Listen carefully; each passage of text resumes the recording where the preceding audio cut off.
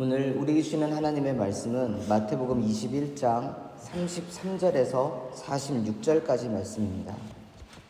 우리 찾으셨으면 교독하도록 하겠습니다. 마태복음 21장 33절에서 46절입니다. 다른 한 비유를 들으라. 한 집 주인이 포도원을 만들어 산 울타리로 두르고 거기에 즙 짜는 틀을 만들고 망대를 짓고 농부들에게 새로 주고 타국에 갔더니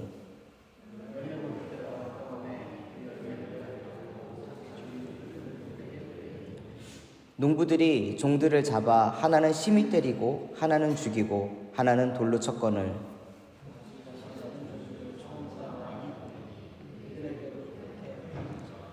후에 자기 아들을 보내며 이르되 그들이 내 아들은 존대하리라 하였더니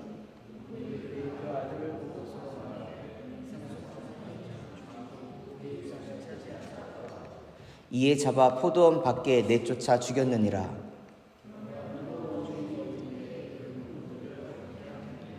그들이 말하되 그 악한 자들을 진멸하고 포도원은 제때에 열매를 바칠 만한 다른 농부들에게 새로 줄지니이다.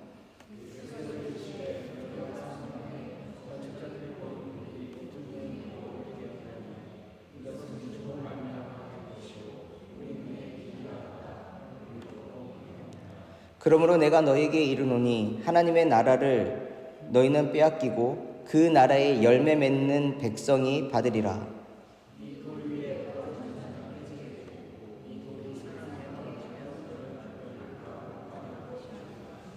대제사장들과 바리새인들이 예수의 비유를 듣고 자기들을 가리켜 말씀하신 줄 알고 잡고자 하나 무리를 무서워하니 이는 그들이 예수를 선지자로 알미었더라. 아멘. 오늘 우리가 읽은 이 말씀은 포도원 소작인의 비유라고 하는 잘 알려져 있는 그런 예수님의 비유 중 하나입니다. 이곳에 나오는 이 주인은 이 포도원을 너무나도 사랑하는 사람이다라는 것을 알 수 있습니다. 본문에서 봤을 때에는 적어도 이 포도원을 정비할 때에 자기만을 위한 것이 아니라 앞으로 이 땅에서 소작할 사람들을 굉장히 사랑한다라는 것 또한 느껴질 수가 있습니다. 그것을 볼 수 있는 것이 무엇이냐면 33절 말씀인데요. 다른 한 비유를 들으라. 한 집 주인이 포도원을 만들어 산 울타리로 두르고 거기에 즙 짜는 틀을 만들고 망대를 짓고 농부들에게 새로 주고 타국에 갔더니라고 나옵니다. 그냥 이렇게 읽어 지나갈 수 있는 자리지만 여기에는 세 가지 아주 특별한 혜택이 숨어 있습니다. 이 주인은 이 포도원을 맡기고 떠나야 되는 상황이지만 그냥 땅을 맡긴 것이 아니라 좋은 포도나무를 아마 심었을 거고요. 그리고 맡길 그 사람들에게 산 울타리라고 하는 것이 무엇이냐면 산울이라고 하는 그 단어인데요. 이건 단어입니다. 야생 동물이 침입해가지고 이 포도원에 진입해서 포도나무 이 농사를 뭐라고 할까요? 방해하는 것을 막을 수 있도록 이 농장 주변에 가시나무로 쫙 두른 것을 산울이라고 합니다. 그냥 벽이 아니라 이 동물이 와가지고 가시가 이렇게 찔리면 아프니까 두려워가지고 더 이상 이렇게 갈 수 없도록 막는 그거. 그 울타리를 농장 주변을 다 쳤다라는 거예요. 새를 줄 건데 굳이 그렇게 할 필요가 뭐가 있습니까? 그런데 농장을 너무나도 사랑하니까, 포도원을 사랑하니까 주인이 자신의 돈을 들이고 정성을 들이고 시간을 들여서 그렇게 울타리를 쳤습니다. 두 번째, 즙 짜는 틀을 거기다 만들어줬다라고 합니다. 이 즙 짜는 틀이라고 하는 것은 여기는 복수가 아니라 단수형이지만 이게 한 셋으로 되어 있습니다. 하나는 무엇이냐면은 지난주에 제가 설명했듯이 이스라엘 땅은 딱딱하고 돌들이 많습니다. 근데 포도원에서 즙을 짜는 틀이라고 하는 것은 우리가 뭔가 이 나무로 만든 틀을 말하는 것 같은데 원래 히브리어 단어를 보면 그게 아니라 이 땅을 크게 동그랗게 파는 겁니다. 근데 하나는 깊이 파고요. 다른 하나는 그거보다는 좀 작게 팝니다. 이게 하나의 세트인데 깊이 판 곳에는 포도 열매를 넣고서 거기를 밟아 즙을 냅니다. 그래서 즙이 나온 것을 뭐냐면 그 작은 그 구멍에다가 넣는 겁니다. 근데 포도즙을 짜가지고 밟았는데 땅에 스며들면 안 되잖아요. 그러니까 그 틀이라고 하는 것은 매우 정교하게 잘 만들어져 있는 것이고 크게 만들었을 겁니다. 그리고 깊이 팠을 거예요. 돌들도 캤을 거고. 이거는 소작농들이 자신의 수입을 더욱더 증대하기 위해서 그들이 만들어야 되는 것이지만 이 주인은 그들을 위해서 그거조차도 아주 깨끗하게 만들어줬다라는 것입니다. 큰 것은 가시라고 하는 히브리 단어로 이 소리가 가시예요. 큰 구멍, 그리고 그 옆에 작은 구멍은 에케브라고 하는 작은 그 구멍입니다. 이 두 개를 하나의 세트로 만들어줬다라는 거예요. 소작농들한테 줄 건데 자기가 이 하인들을 데려다가 농사를 직접 지을 것도 아님에도 불구하고 맡길 건데 그것을 만들어줬다. 그리고 망대를 지어줬다라고 합니다. 이 망대라고 하는 것은 쉽게 우리가 이게 높은 고지에서 뭔가 사나운 짐승의 때가 오는지 아니면 도적대가 임하는지를 감시하는 그런 역할을 하지만 더 큰 역할이 하나 무엇이냐면은 창고 역할도 합니다. 그러니까 그냥 높은 탑 하나 짓는 거 아니라 그 주변에 그 걷어들인 수확물들을 많이 걷어들일 수 있는 창고를 하나 만들어줬다라는 거예요. 오늘날에는 저장 장치가 잘 돼 있으니까 많이 수확해도 그것을 다 이게 모아놓고 다시 그것을 가공하고 판매를 금방 할 수가 있어요. 근데 옛날에는 포도 농사가 풍년이 되어도 다 걷어들일 수가 없습니다. 창고가 부족하고요. 그걸 처리할 수 있는 능력이 안 돼요. 그런데 이 포도원의 주인은 소작인들을 위하여 풍성하게 풍년이 일어나도 그 것들을 다 창고에다 넣고 또한 포도즙 틀에 넣어가지고 수익을 포도 열매만 갖는 것이 아니라 포도주라든가 다른 여러 가지 것들을 만들어내면서 수익을 더 늘릴 수 있도록 해줬다라는 것입니다. 자기 돈 들여서 소작인들을 위해서 이렇게 해줄 수 있는 주인이 어디 있겠습니까? 이 포도원에 소작인으로 들어가는 사람들은 참 복받은 사람들일 것입니다. 보통 여러분들 임대, 렌트를 하게 되면 땅을 빌리는 겁니다. 그런데 이 포도원 주인은 포도나무를 심어줬고 그 다음에 울타리를 쳐줬고 그리고 포도즙을 낼 수 있는 아주 좋은 포도즙 틀을 거기다 시설해줬고 거기에 망대를 지어서 창고 역할까지 할 수 있는 모든 것들을 다 주셨습니다. 그것을 오늘 우리에게 적용하면 하나님께서 우리에게 베풀어 주시는 사랑과 은혜는 우리가 생각하지도 못하지만 모든 필요한 것들을 다 제공해 주신다라는 것입니다.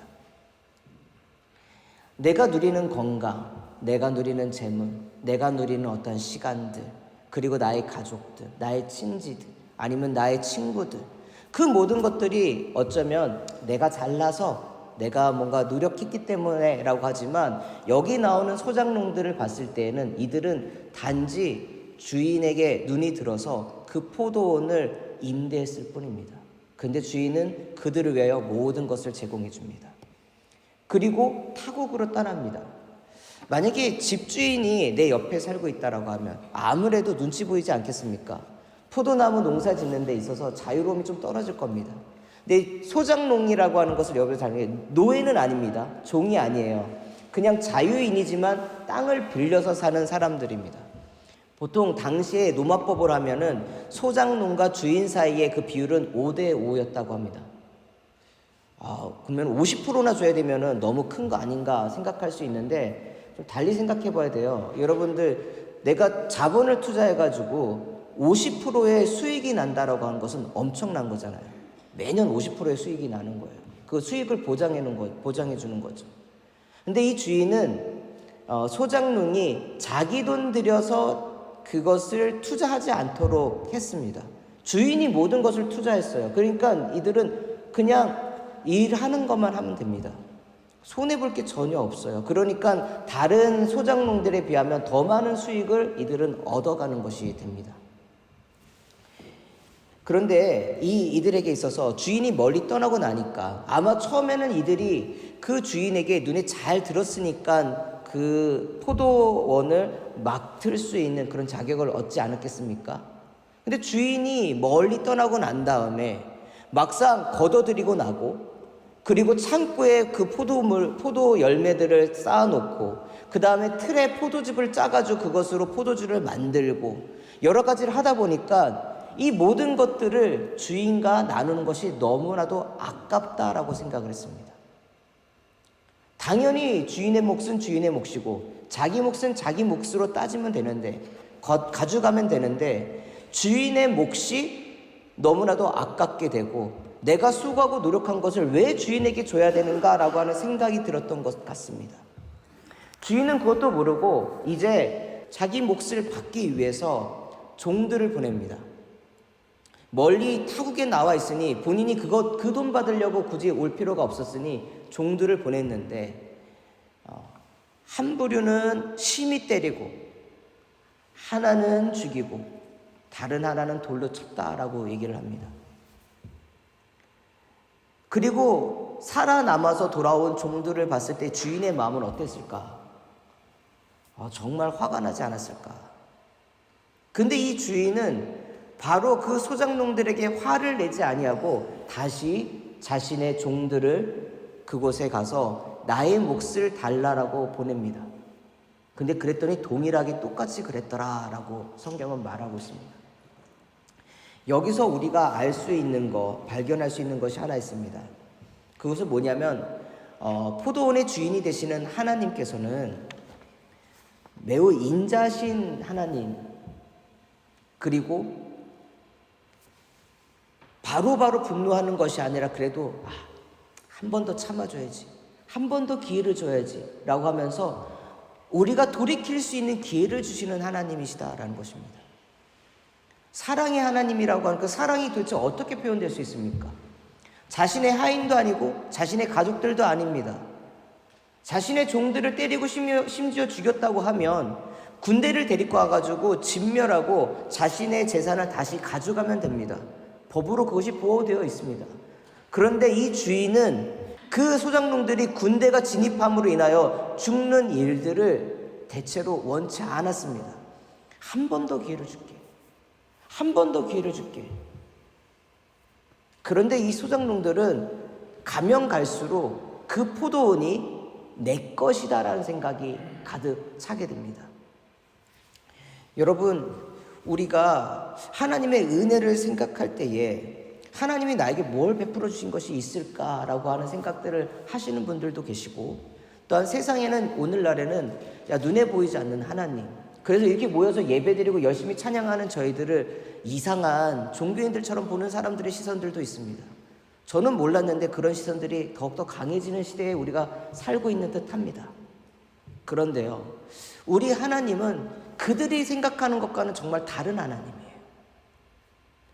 우리를 용서해 주시고 우리를 이해해 주시고 어떻게 해서든지 우리가 다시 돌이켜가지고 주인의 마음에 합당한 삶을 살 수 있도록, 주인이 그들에게 제공한 그 포도원을 마음껏 누릴 수 있도록 끝까지 기회를 주시는 하나님이시다라는 것입니다.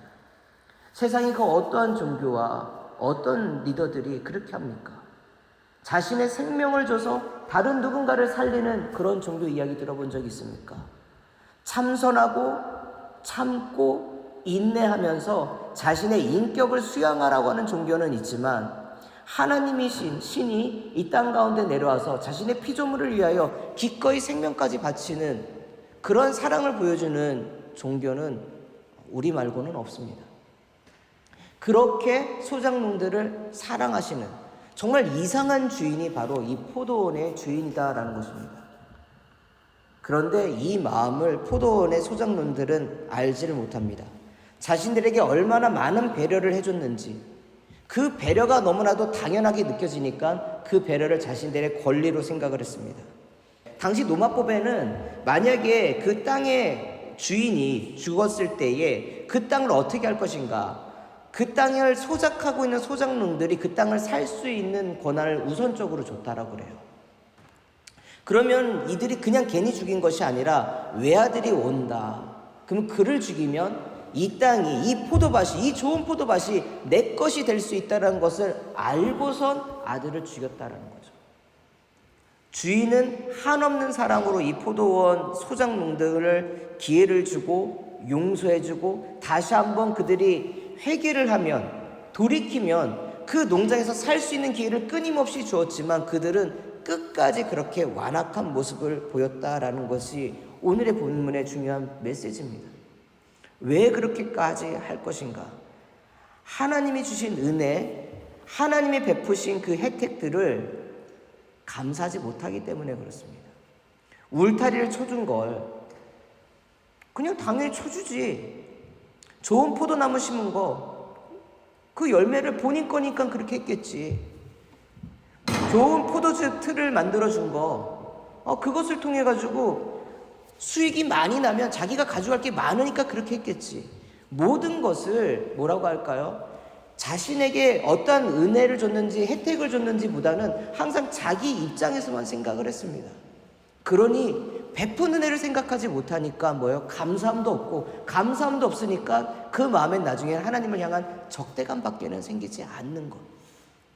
많이 알고 많이 얻었는데 오히려 그것이 독이 되어 버렸습니다. 그러면 이들의 최종 모습은 어떻게 됩니까? 그렇게 살게 되면 빼앗긴다라는 것입니다. 우리는 하나님이 우리에게 맡겨주신 그 모든 것들의 청직이라는 사실을 알아야 됩니다. 주님은 우리에게 필요한 모든 것들을 우리를 위하여 준비하시고 맡기시는 분입니다. 내가 누리는 그 모든 것들, 숨쉬는 호흡마저도 다 주님의 은혜입니다. 이것을 아는 것이 기적입니다. 저는 그렇게 생각해요. 이것을 깨닫고 알고 감사합니다라고 고백할 수 있다는 게 얼마나 큰 은혜이고 기적인지. 많이 줘도 많이 베풀어도 모르는 사람들이 있습니다. 자녀들 중에 누가 부모의 사랑을 받습니까? 부모가 해준 것에 대해서 고맙습니다, 감사합니다 라고 표현할 수 있는 그 자녀가 사랑스럽습니다. 자녀가 똑똑하고 나가서 정말 유능하고 좋은 자리에 있고 명예스러운 자리에 오르면 그것도 기쁘죠. 그런데 부모 마음 가운데 정말 기쁘고 사랑스러운 거는 부모의 마음을 알고 부모에게 고마움을 알아 표현할 수 있는 그 자녀. 그 자녀가 정말 사랑스러운 자녀입니다. 그리고 그 자녀가 정말 소중한 자녀입니다. 근데 하나님은 우리에게 그렇게 베풀어 주시는데, 전혀 남인데, 전혀 관계가 없는데, 그런 소작농일지라도 그렇게 은혜를 베풀어 주시는 것이 하나님인데 이들은 그렇게 하지 않았다라는 것입니다. 그렇기 때문에 오늘 우리가 생각해 봐야 될 것들은 무엇이냐면, 오늘 나의 감사함과 이 교만함은 항상 반비례로 움직인다는 것입니다. 하나님이 베풀어 주신 은혜를 기억하고 감사할수록 우리의 교만은 줄어들며 하나님이 주시는 은혜의 그 기쁨을 누릴 수 있는 것이 높아질 것입니다. 반면에 하나님이 나에게 베풀어 주신 그 은혜, 주신 것들, 그것들이 무엇인지 발견하지 못하고 그냥 살아가게 된다면 내가 받고 누리는 그 모든 것들이 어느 날 빼앗길 수밖에 없습니다. 왜? 나도 모르게 생긴 교만함의 수치가 높아졌기 때문에. 그렇기 때문에 먼저 우리가 해야 될 것은 우리의 주인이시고 우리에게 마땅히 할 수 있는 모든 좋은 것들을 누릴 수 있는 포도원을 주신 하나님을 주인으로 인정하는 것. 이것이 첫 번째로 필요할 것입니다.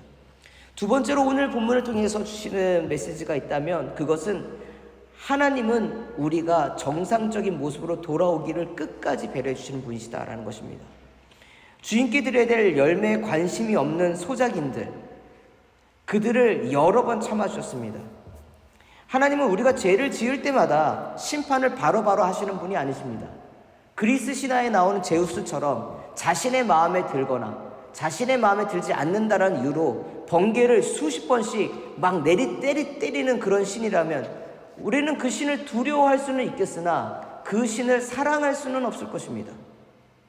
하나님이 능력이 없어서 우리를 참아주시는 것이 아니라 그 주인이 얼마나 우리를 사랑하시는지, 얼마나 돌보시는지를 알려주고 싶은 것이 주인의 마음인데, 그렇기 때문에 참으시는데 그 배려하심을 우리가 망각할 때가 있습니다.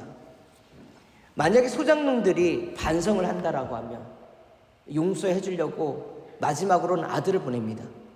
근데 아들을 보낼 때에 소작인을 향한 하나님은 뭐냐면 그 아들을 알고 있다는 전제가 있습니다. 여러분들, 예수님을 그냥 이 땅 가운데 하나님이 보내셨을 때에 저는 복음서를 읽으며 내가 만약에 예수님이 살던 시대에 태어났다면 나 예수님을 하나님의 아들이라고 믿을 수 있었을까? 정말 읽을 때마다 고민이 될 때가 많습니다. 그런데 하나님께서는 저처럼 고민하는 그 시대 사람들을 위해서 이미 이전에 많은 선지자를 통하여 나의 아들 메시아가 어떤 모습으로 올 것인지 여러 가지 그 증거들을 남겨주셨습니다. 그렇기 때문에 아들을 보낸다라고 했을 때에 모를 수가 없는 겁니다. 아들이구나. 맹인이 눈을 떴대. 이사야서 말씀을 보면 그 어떤 선지자도 태초로부터 예수님이 오기 때까지 이 앞을 보지 못하는 소경이 앞을 봤다라고 하는 이야기가 없다. 그렇기 때문에 메시아는 뭐냐? 이 볼 수 없는 사람을 볼 수 있도록 하는 능력을 가진 자가 올 것이다. 주셨어요. 그러니까 성경에 보면은 맹인이 본다는 얘기를 계속 하시는 거예요. 이거 하나만 봐도 메시아가 온 겁니다. 알아요. 그런데 여기에 소장농들은 어떻게 합니까? 아들인지를 알면서도 부인합니다. 거절합니다. 근데 오늘날에 이것이 이들만의 모습일까? 우리 모습도 그렇지 않습니까? 만약에 나의 이익과 나의 만족과 내가 가고자 하는 목표와 만약에 하나님 보내신 아들이 그 길을 방해하는 조건으로 여겨진다라고 하면 참 불경스러운 말이지만 예수를 죽여서라도 내가 하고 싶은 대로 하려고 하는 그런 시대에 살고 있습니다. 오늘날 많은 교회들이, 많은 성도들이 왜 빛으로 소금으로 그 영향력을 받지 못할까? 주인에게 드려야 될 그 열매에 관심이 없는 소장농들이 되었기 때문에 그렇습니다. 주인이 주신 것을 갖고 하나님께서는 우리에게 다 하나님께 드리라고 한 적 없습니다. 주인의 몫은 주인의 몫으로, 우리의 몫은 우리의 몫으로. 만약에 그 수확량이 100이라고 치면 5대5로 나누면은 주인에게 50, 내가 50. 내가 열심히 노력해서 그의 수확량이 200이다라고 하면 주인에게 100, 내가 100. 그러면 내가 주인에게 작년에는 50만 줬다가 이번에 100을 주면 손해다. 그 50까지 내 거라고 생각을 하면 좋겠는데 그게 아니라 주인은 작년에 50만 줬으니까 올해도 50만 줘도 될지라도 그 소장농들에게 약속한 대로 100을 주시는 분이시다라는 거예요.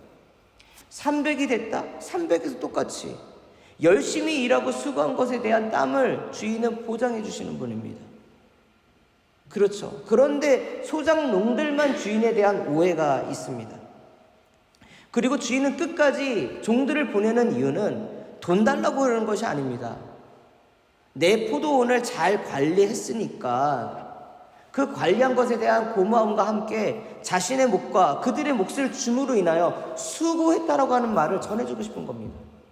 돈을 뺏으러 오는 그런 악덕 업자가 아니에요. 정말 사랑이 많고 배려가 많은 그런 분이십니다.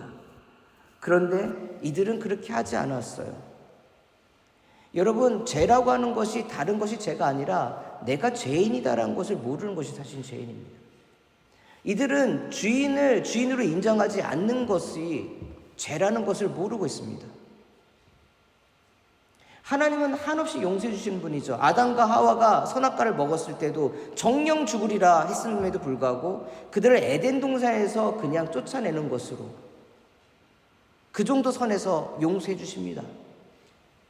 그리고 짐승의 가죽옷을 입혔다라고 하는 것이 거기서 나오는데 짐승의 피로 그들의 죄값을 대신 치르십니다. 가인이 아벨을 죽였을 때에 하나님께서 가인에게 내 동생이 어디 있냐라고 하니까 가인은 뻔뻔스럽게 내가 내 동생을 지키는 자입니까? 그렇게 따집니다. 그랬던 그가 하나님의 책망과 하나님의 증거를 대심으로 인하여 그가 부인할 수 없게 되었을 때에 어떻게 합니까? 용서를 구합니다. 좀 살 수 있게끔 해달라고. 내가 이곳을 떠나면 사람들이 나를 죽일 수도 있으니까 내가 살 수 있도록 보장해달라고 하는 정말 터무니없는 그러한 요구를 하지만 하나님께서는 그거조차도 들어주시는 분이십니다. 그런 하나님이신데 오늘 내가 나의 죄를 반성하지 못하고 하나님께 회개하지 못하는 뻔뻔한 삶을 살고 있다라면 나는 죄가 없다라고 생각을 하고 나는 주인으로부터 받은 것이 없다라고 생각을 하고 그러고 살고 있다라고 하면 그것이 바로 우리가 바로 그 소장농일 것입니다. 그렇게 되지 않기를 원하신다라는 것입니다. 하나님은 사랑이 많으시며 진심으로 용서를 구하는 자에게 긍휼을 베푸시는 분이십니다. 그런데 세 번째, 그 긍휼의 기회는 영원하지 않다라는 것을 분명하게 하십니다. 아들을 보냈습니다. 아들은 알 것이다. 그런데 그들은 아들을 죽입니다. 성경의 시간은 직선형입니다. 시작이 있으면 끝이 있습니다. 다른 종교들은 윤회하죠. 그러니까 내가 죄를 짓고 뭐 하더라도 다시 살아서 내세에는 내가 정말 잘해줄게. 내세에 잘해줄 필요가 없어요. 지금 못하는 사람이 뭐 다시 태어난들 뭘 잘해준다라는 거예요. 있을 때 잘해야지.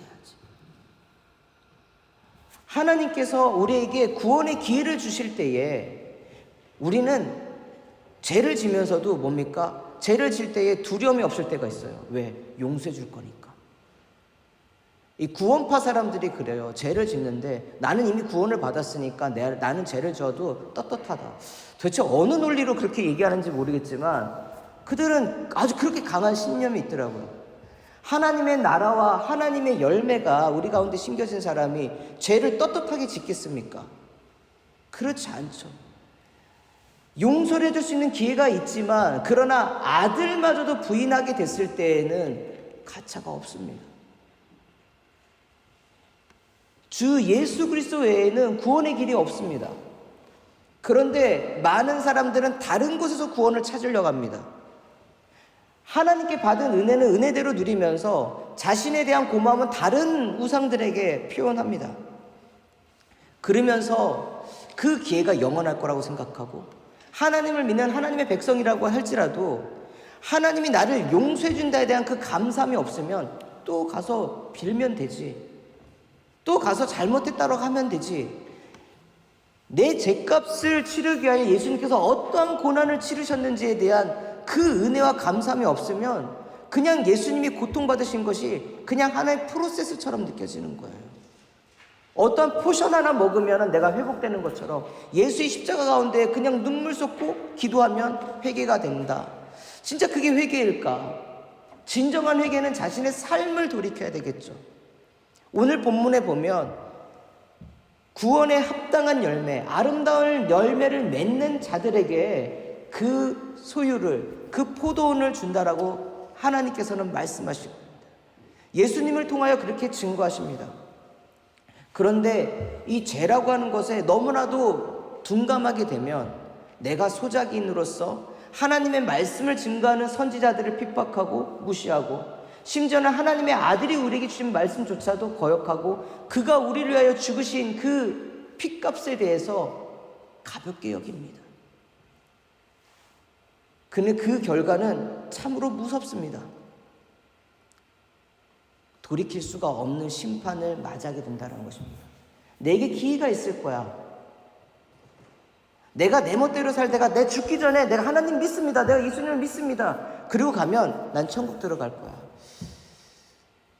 그 천국에 대한 것은 하나님의 권한이니까 그게 진짜 믿음인지 아닐지는 모르겠지만 그러한 정신으로 살아가는 사람들에게 마지막에 자신이 하나님 앞에 회개할 수 있는 기회가 주어질까요? 저는 모르겠어요.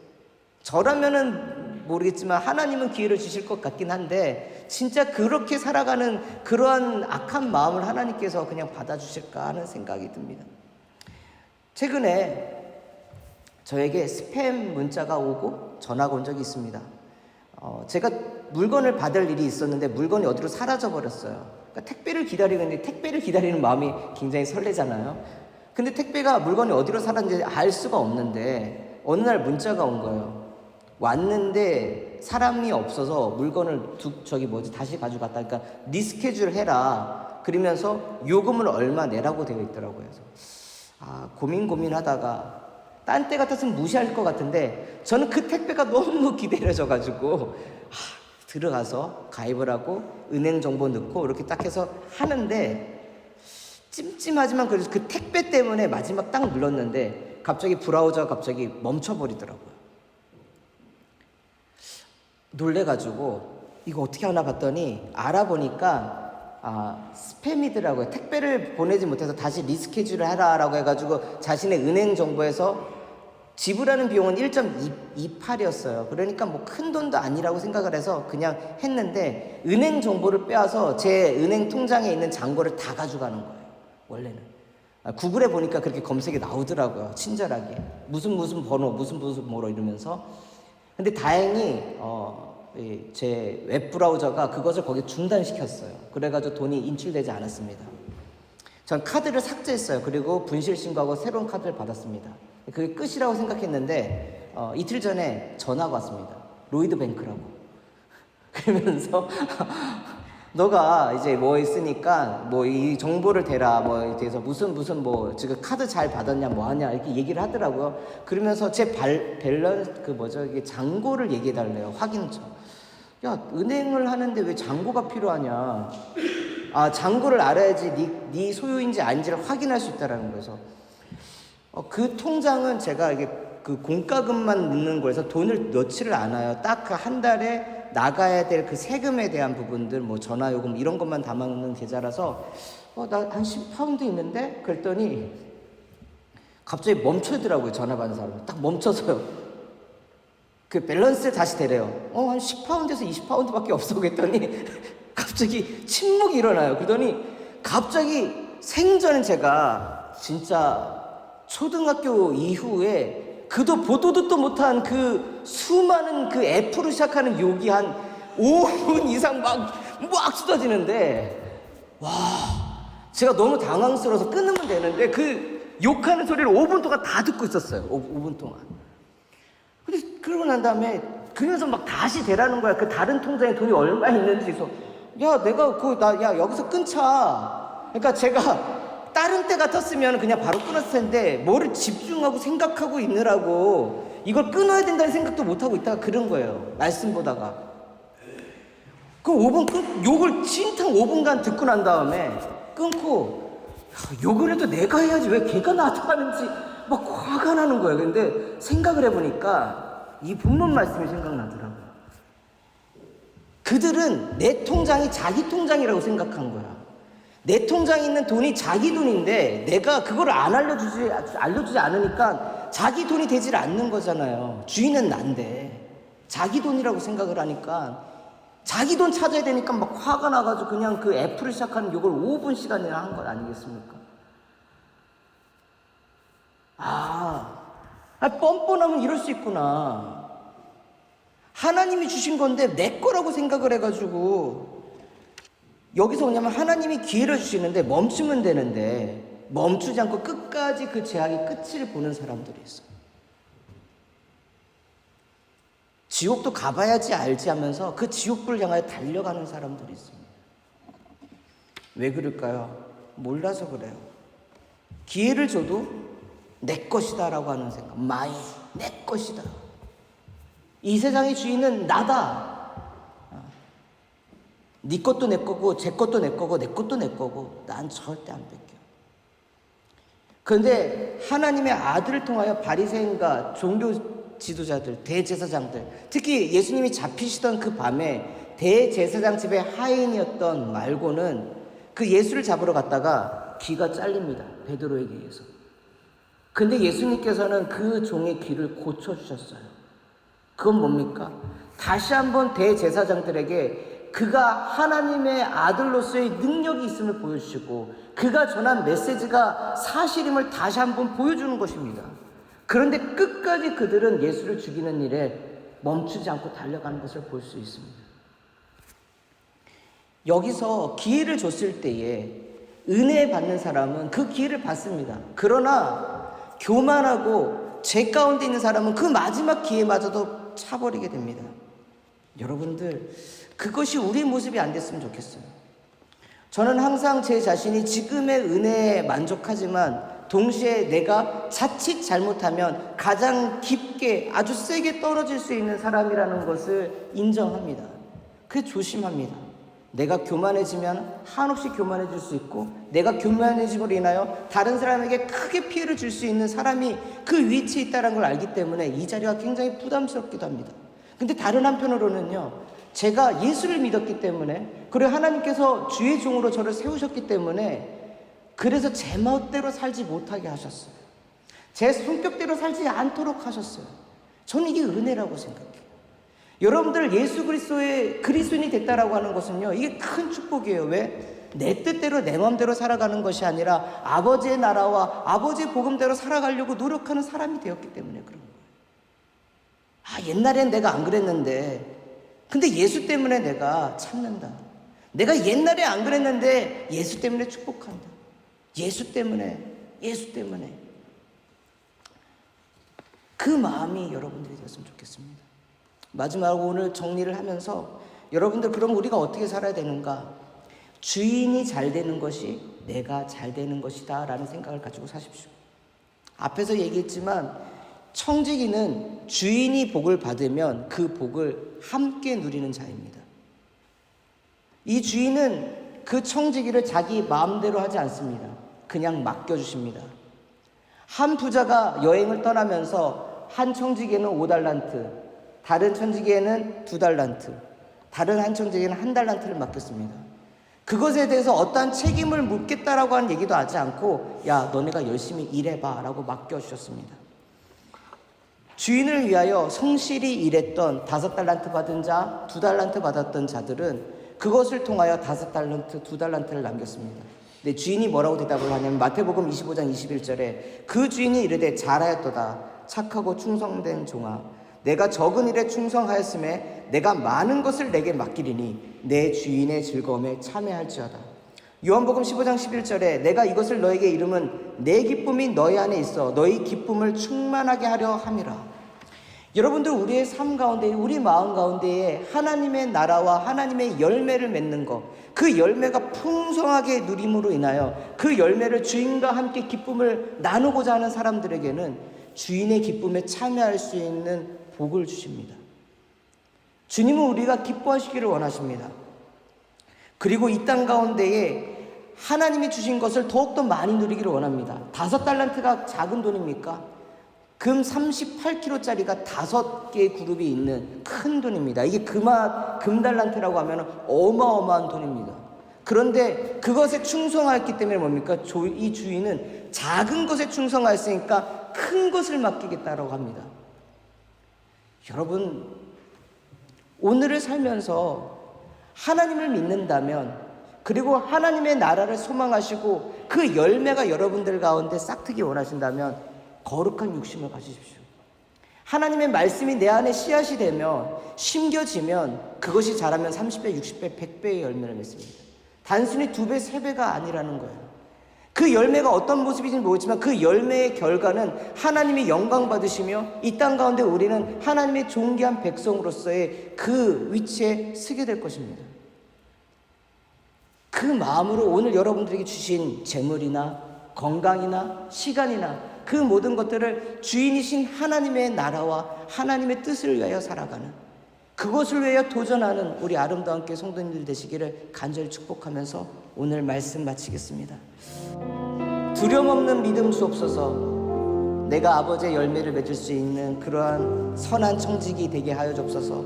그런 마음으로 이 시간 이 찬양 같이 부르겠습니다. 나의 사랑 너는 어여쁘고 장기하다 어느 보석보다 귀하다. 내가 사랑스럽지 않을 때 너를 온전히 사랑하고 너와 함께하려 내가 왔노라.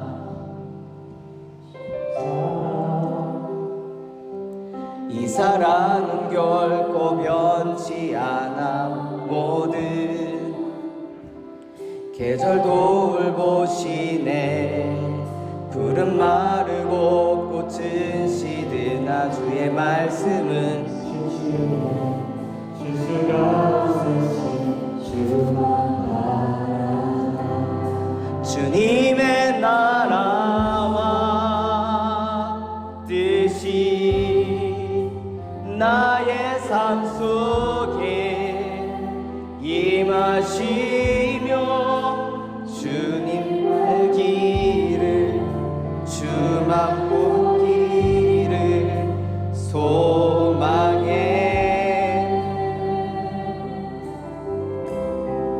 거룩히 살아갈 힘과 두려움 없는 주실 나의 하나님 완전한 사랑 찬양해. 우리 모두 자리에서 일어나서 함께 부르겠습니다. 나의 사랑 너 너는 어여쁘고 창기하다. 너는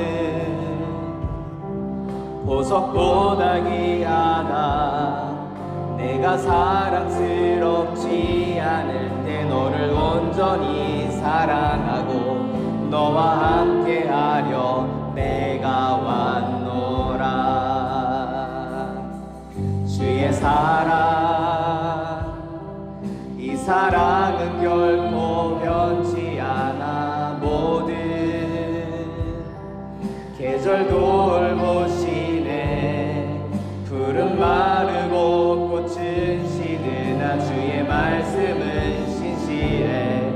주의 흠 없으신 주만 바라라. 주님의 나라와 뜻이 나의 삶 속에 임하시며 주님 알기를 주만 보기를 소망해. 거룩히 살아갈 힘과 거룩히 살아갈 힘과 두려움 없는 믿음 주신 나의 하나님, 완전한 사랑 찬양해. 주님의 나라와 주님의 나라와 뜻이 나의 삶 속에 임하시며 주님 알기를 주만 보기를 소망해.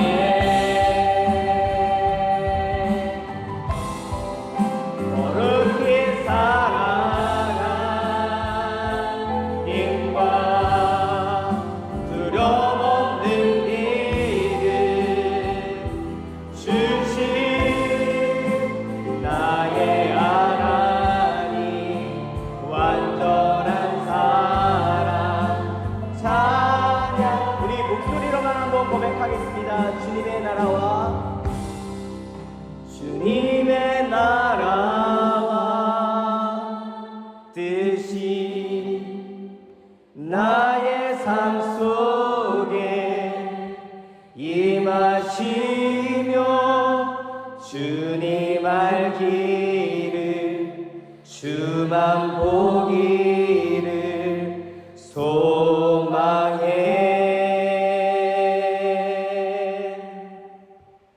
거룩히 살아갈